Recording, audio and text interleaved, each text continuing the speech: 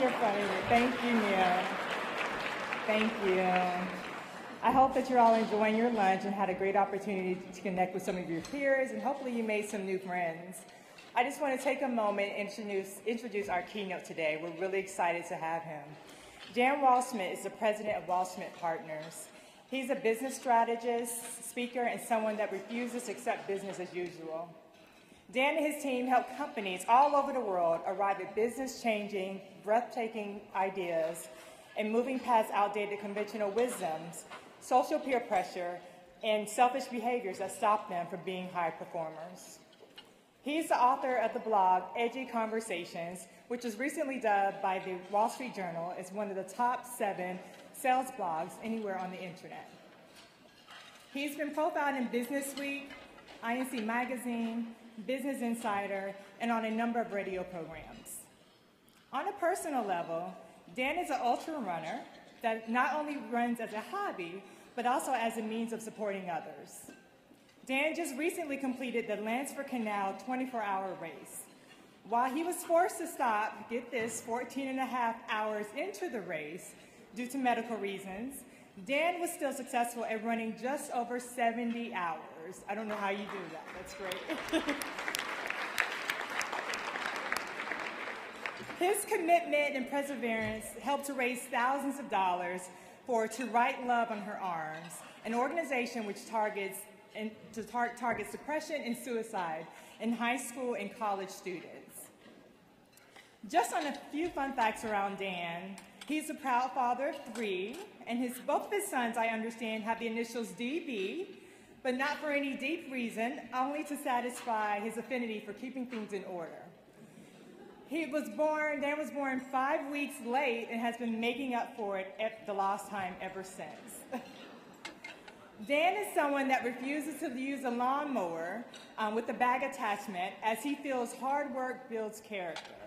And so I'm going to have to tell my 15-year-old that when we get home next week. So I just want to thank Dan for his time, for being here today, and invite him to the stage, and ask that you join me in welcoming him.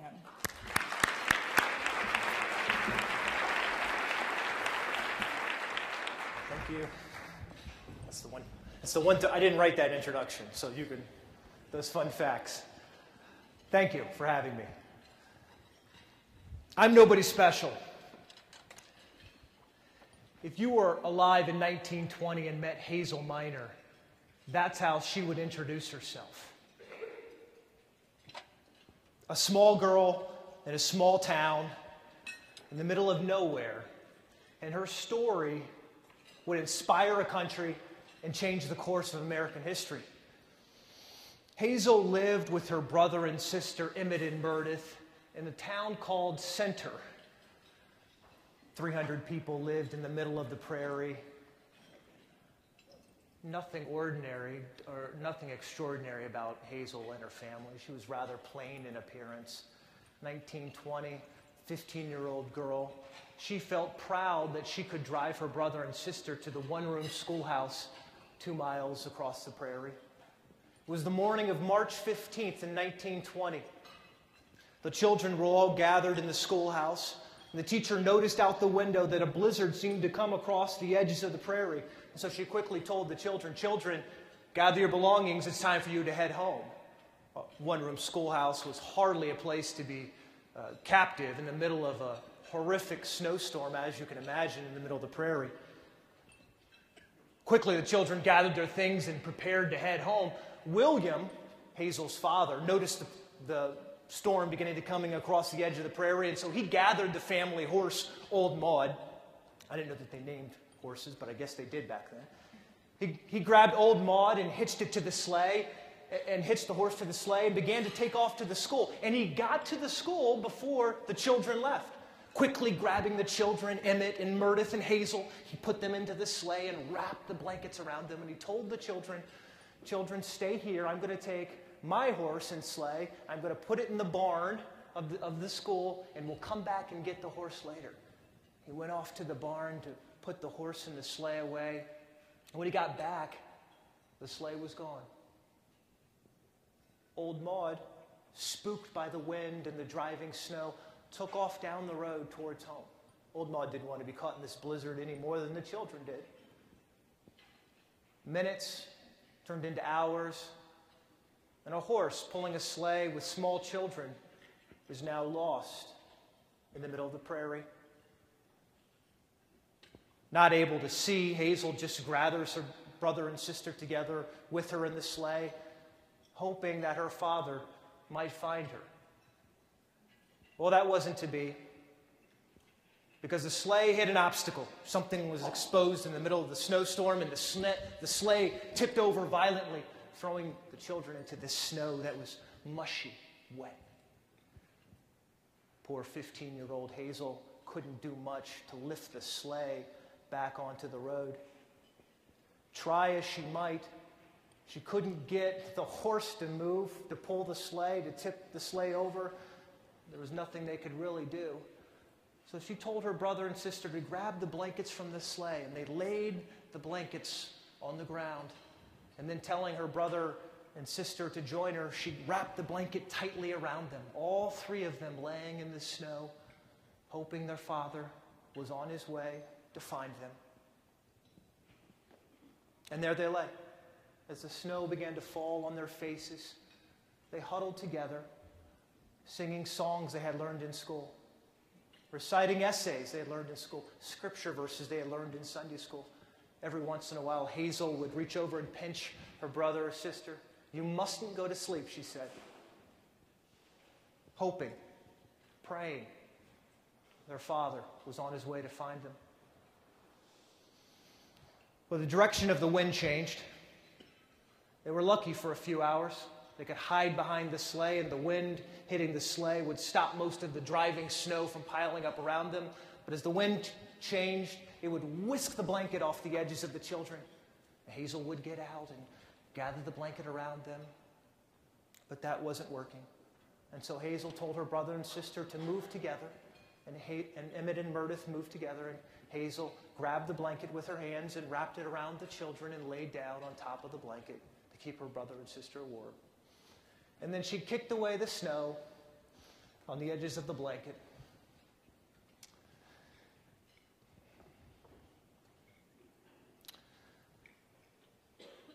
I'm moved because I believe Hazel knew something about giving that we can learn. We're here to volunteer and to talk about giving. And sometimes I believe that we don't understand giving like this young 15-year-old girl did. Here's what Hazel understood about giving. Number one, giving isn't trading. We can't trade our way to success, to happiness, to doing the right thing. Sometimes we just have to give our way there. We don't give because we're guilty about everything else we're doing. So we decide that if we give enough, that we can earn our way back. As companies, this is wired into the core of our DNA, right? That's why we give, because we have so much. We can't trade our way to those results, and there's nothing wrong with trading. In fact, it's probably one of the fairest forms of economics that we know. You have something that I want, and so I trade you for it. But that's not why we give. We give because of how much we have, right? We volunteer because of a deep sense of gratitude of what we have. Not too long ago, I happened to be helping a client about an hour north of Philadelphia, and it was a week of strategy, kind of emotionally intensive. And so, as I like to do, grab my running shoes and kind of de-stress out on the road. And I happened to be running through some trails, and minutes turned into a few hours, and I finally reached the top of this rock. And I looked out, and it must have been 7:30 or 8 o'clock at night, right when the sun is this ball of fire on the edge of the world. And I thought, this is beautiful. This is great. Of course, I was exhausted, and so I realized I have to get back to my hotel room. And so I realized, looking at my phone, that there was a road that went this way and then that way, and my hotel was kind of over in that area. And so I thought, I better get down in another 10 miles or so till I get back to my hotel room. It'd be nice if I actually arrived the next morning when my client wants to see me. And so I put my earbuds back on and turn the GPS on, and I start running down this mountain. And the music is playing, and I'm feeling good. And I had just seen the sun almost set over the edge of the world. And I happened to notice a couple of houses along the road that I was running, and some cars pulled up into the driveways of those homes. And as I'm running, what jumped out at me was that there were several windows of these homes, brick homes. that were missing. And in place of glass, someone had taped cardboard in these windows.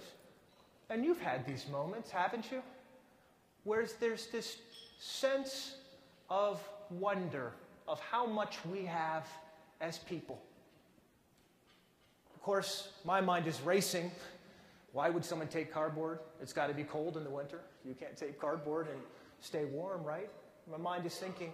And sometimes these moments when we have to challenge ourselves about what we have, and we can't trade our service. We have to give our service because the results are so much different. Not only did Hazel know that giving isn't trading, I believe she understood that giving expects nothing in return. Think about Hazel in her situation. She had to be terrified in the middle of this blizzard. Small girl just wanting her father to be there for her. What can you trade for this, right? What can you expect in return for this? You just have to give. We don't give because it's a notch on our belt. We don't give to get awards, although sometimes validation is nice, right? It's nice to hear an attaboy every once in a while. That's not why we give. We give because it's the right thing to do. It's an attitude, it's a mindset of doing for others what they can't do for themselves. Think about some of the people that you impact, the lives that you can change. And you know deep down that you can do for them what in 1,000,000 years or in 1,000 lifetimes they could never do for themselves. That's why we give. Howard Behar of Starbucks fame wrote a book called It's Not About the Coffee. And in his book, and if you ever hear him speak passionately about service, and customer service, he talks about the fact that Starbucks is really in the people business, serving coffee. Wonderful distinction. We're in the people business, serving coffee. $1 billion company. Billions of dollars in profits generated, focused on people. People, not on profits. But yet, profits just seem to be there, right? Howard talks about the fact that the process that they underwent as a company in deciding to give health insurance to everyone who worked at Starbucks, from the CEO on down to the person who mopped the floor. That's a hard decision. It's an incredibly hard decision to decide if you're going to do this and how much it costs you. But Howard talks about the fact that it was the right thing to do, and so they did it. Now, if you look at the last decade of business, you'll notice a direct connection between companies who give, organizations who give, and organizations that are thriving. Companies that have people who are alive and passionate with the cause that their company stands for. Think with me about a company like Zappos, who when you paid for 3-day shipping, many of you women who buy shoes, I have one of those at home, would pay for 3-day shipping and will get shipping overnight. Now on a spreadsheet, that looks like horrible business math. But when you leave your house the next morning and trip over a box and it's a pair of brand new shoes you weren't expecting for a couple of days, wow, there's a sense of delight. Giving, expecting nothing in return. Zappos went from $1 million company to $1 billion company in less than 10 years. And Zappos isn't alone. Think with me about Build-A-Bear. Who would have thought that we would spend $27 on an outfit? You know where I'm going with this, obviously. Some of you are as ridiculous as I am, right? We've bought these outfits, $27 for a teddy bear. A company focused on people, a company focused on experience, a company focused on giving to others. Not just Zappos and not just Build-A-Bear. Costco does this, and Trader Joe's does this, and Publix does this, and Southwest Airlines does this. Think with me about Bill and Melinda Gates, Paul Allen, Warren Buffett. Happy people giving away most of their wealth. It flies in the face of everything we've been taught about what giving is. Giving isn't the leftovers. Giving isn't what is easy. Giving isn't something we do because everyone else is doing it. We give expecting nothing in return because when we do, we change lives. It's an opportunity to change lives in ways that we could never do otherwise. Giving isn't just trading, and it's not just something that expects nothing in results, but giving costs us something. Giving isn't really valuable if the thing we're giving isn't valuable. Just because I hand you something doesn't mean it's a gift, right? I could just be handing you my trash, right? Think about some of your Christmas parties when you get those gifts. You're not feeling too loved, are you, right? On a serious note, it's easy to paint over the rust in our goodwill programs by asking people for a check, by us writing a check. But that's not why we're here this week. That's not why we're here today. We're here because we understand that giving costs us something. It costs us time. It costs us time when we could be spending time with family and friends, maybe on vacation. But we're here. And we'll go back to our companies and our organizations and communicate to others that they should do the same. Not because we're doing it, but because together we can change the world doing it. It takes heart and time. It takes emotion. And those are things that are precious to us. It hurts when you have to give heart and emotion and time. But that's how we can change the world.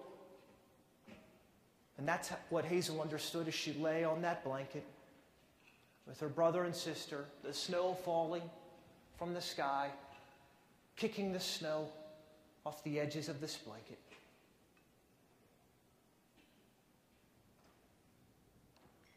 It was about 20 hours later that William and about 30 men found tracks in the snow.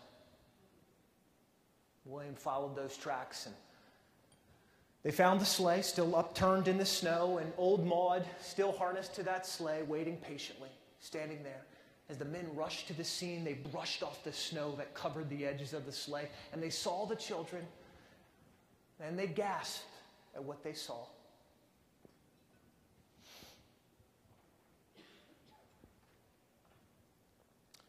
Hazel, arms outstretched.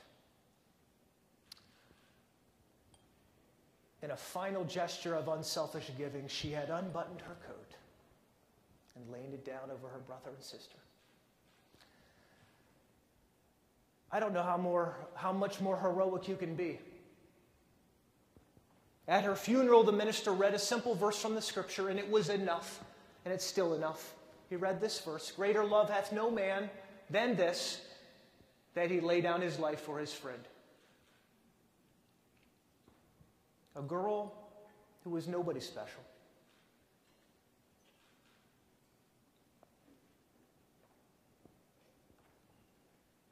Knew more about giving sometimes, I think, than we do. With our programs and our sophistication, she just gave what she had. But that wasn't all. She became a hero in her passing. Ford Motors, every newspaper across the country, weren't many of them back then, magazines, wrote about this guardian angel of the prairie who had just given what she had, talked about the American dream of giving to others. Ford Motors used her story as a call to action, that what really moves America to greatness is not who we are, but what we are willing to give. Almost 100 years later, that formula hasn't changed. Since a small girl in a small town, a girl that we would otherwise never know about, demonstrated what giving, what volunteering is all about, that formula still stands the test of time. And it challenges us to think about why we give, about who we are and what we believe in, and are we giving enough? We don't need to give our lives. much, much less is required of us. Just our time, a little bit of our focus, perhaps some of our money. And yet we struggle with that sometimes, don't we? We struggle to encourage others to just give a little bit. Today, if you find yourself standing outside of Oliver County Courthouse in North Dakota, you'll find a monument. Not a big monument, just a small one. But it's inscribed with the following words: in memory of Hazel Dulcie Miner. To the dead, a tribute. To the living, a memory. To posterity, an inspiration. What monument would they build for us? Would they even build one? Perhaps it's time we changed how we thought about giving. Perhaps it's time to give more than we already are. Hazel changed the world in ways she could never have imagined. 15-year-old girl could never imagine that 100 years later people would know who she was and what she did. But today, we have the same opportunity as Hazel. We can change the world in ways that we could never imagine tomorrow. We just have to give.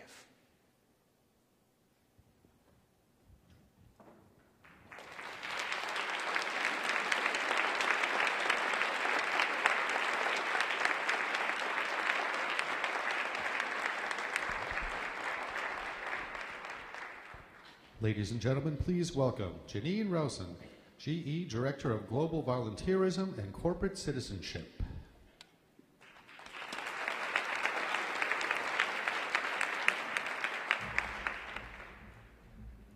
Wow, I'm trying to move the lump that's in my throat.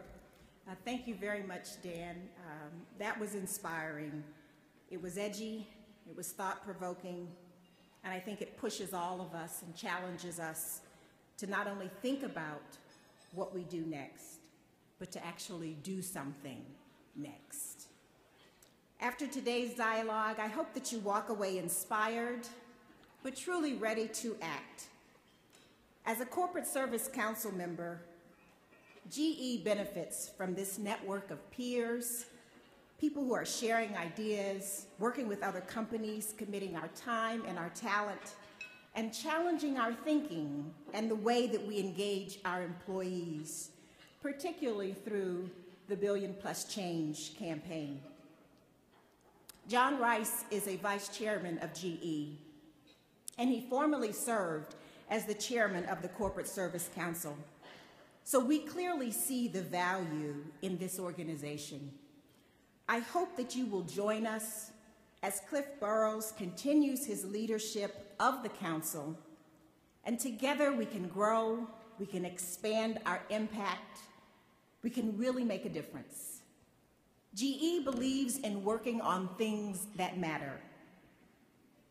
By joining the Corporate Service Council, you will work on things that matter. It will be more impactful than what you could do alone. What we do in the council does matter for the people that we serve. We thank you for joining us this afternoon for this luncheon program. We hope that you will think about joining the Corporate Service Council if you aren't already a member. And we hope that you'll take some of the words of Dan and some of the actions of Hazel to make a difference. Thank you for coming.